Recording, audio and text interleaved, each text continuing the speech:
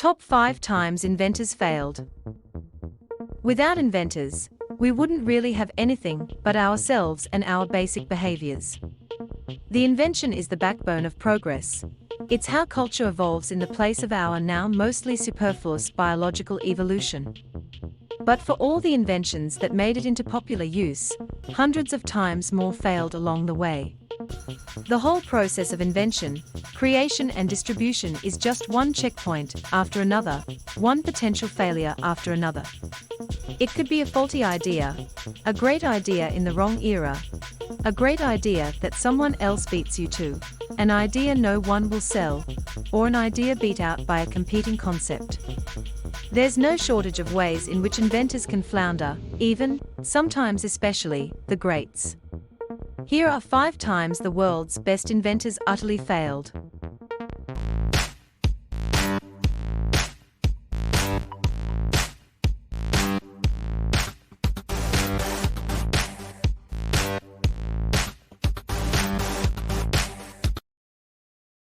Number 5.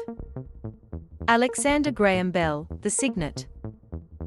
Alexander Graham Bell is most famous for creating the first working telephone, as well as the first telephone company, the American Telephone, and the Telegraph Company. But the inventor also tried his hand at a number of different fields, with mixed results. One of the most mixed is his giant tetrahedral kite, the Signet. The Signet, meaning little swan in French, was a 40-foot-long plane built from thousands of tetrahedral cells meant to catch and trap the breeze. At 2,000 pounds, it seemed destined to fail. Although it did actually manage to take a pilot off the ground, it was nearly impossible to maneuver and ended up crashing. Bell later developed better designs, culminating in the famous silver dart. Number 4. Thomas Edison, the Kinetophone. Thomas Edison was a brilliant inventor who gave the world the light bulb and the phonograph, and much of our motion picture technology. He also helped systematize invention by applying the scientific method and collaboration to the process, which helped change commercial inventing forever. He also thought movers would be watched alone, standing, bent over, and peering into a dark, clanking machine. Yes, Edison. How logical.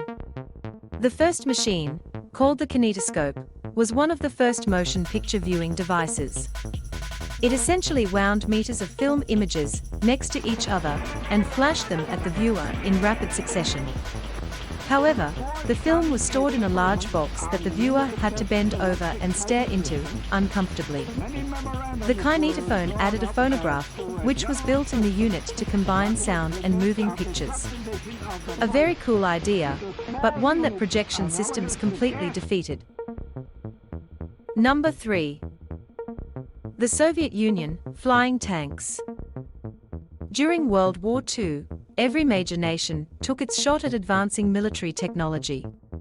Some, like the Jeep and duct tape, were clear successes. And some, like the Soviet Union-created Antonov A-40, were not. The A-40, or Krylia tanker, was a Soviet tank with detachable glider wings so the tank could fly, towed by another plane, and then glide onto the field of battle, ready to go. Or not ready, as the tank was just too heavy for any wings they could design.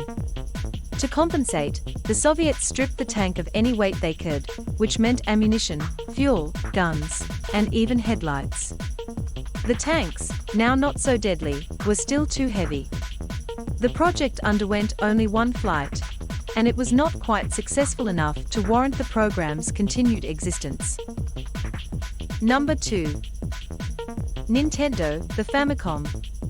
Nintendo is one of, if not the, most recognizable names in video games today. They've created countless hit games and systems, and since their smash hit, the Super Nintendo, even their flop consoles have still sold millions. It's hard to believe, then, that before the NES, they put their first home console, the Famicom, on the market, and it failed miserably. The Famicom was meant to compete with the popular Atari 2600 and ColecoVision, and in theory, could have done it. The problem was that the chipset inside the Famicom was broken. A faulty circuit caused games to freeze often, and Nintendo was forced to recall all Famicoms during the critical holiday season. Luckily, after a few tweaks, Nintendo released a reworked version of the Famicom, known as the Nintendo Entertainment System, or NES. Number 1. Bill Gates, the tablet. Apple tends to dominate the tablet world with its line of iPods. They are thin, attractive, and functional. But oddly enough, Bill Gates invented a tablet a full decade before the first iPad. It looks and functions much the same, just worse. In 2011, Bill Gates showed off the new Microsoft tablet PC, and it initially seemed great. It ran Windows XP and, compared to desktop PCs, was light, slim, and portable. But that was its fatal flaw. It simply tried to be a smaller PC. Because of that, it forced in the far too bulky operating system, and was therefore wildly expensive, $2,000 on launch. Needless to say, the iPad took its time, found the right niche use for tablets, and won the war. As Gates said about his loss, Jobs did some things better than I did. His timing in terms of when it came out, the engineering work, just the package that was put together.